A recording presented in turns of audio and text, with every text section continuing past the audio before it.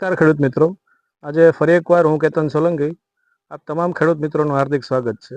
આજે આપણે એક એવા ફાર્મરને મળી રહ્યા છે જેણે આપણે સિગ્માનું ઇમ્પ્રુવ વાપરેલું છે. તો તે ભાઈ પાસેથી તેના અભિપ્રાય જાણીએ આપણે. સૌપ્રથમ આપણું નામ જણાવજો ને. વિજયભાઈ. વિજયભાઈ, ગામ કયું છે? ખીરધાર. ખીરધાર, તાલુકો તાલાળા. તાલાળા તાલુકો, બરાબર. આમાં આપણે શું પ્રોબ્લેમ હતો ને આપણે વાપરેલું છે ઇમ્પ્રુવ? આપણે ફ્લાવરિંગમાં નબળું હતું અને ગ્રોથમાં બરાબર બધીમાં નબળું હતું.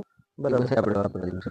બરાબર. હવે છાંટ્યા પછી આમાં શું ફેર દેખાણો તમને? છાંટ્યા પછી ગ્રોથ જબરદસ્ત છે અને ફ્લાવરિંગ બહુ સારું છે. બરાબર. તો સહેજ મને આપણા ખેડૂત મિત્રોને બતાવો ને કેવું ફ્લાવરિંગ ને છે આપણામાં.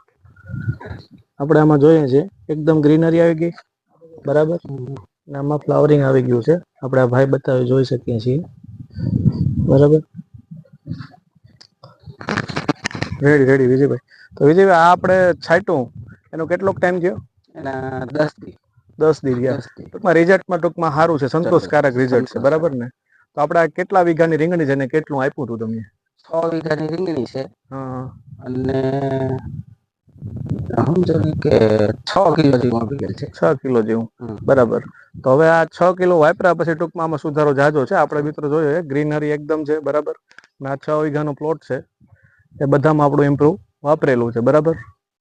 તો વિજયભાઈ, આની ભલામણ આપણે તમારા બીજા મિત્રોને કરી શકો, ખેડૂત મિત્રોને? કરી શકીએ ને, રિઝલ્ટ જો દૂર તો કરી શકીએ. બરાબર, આભાર.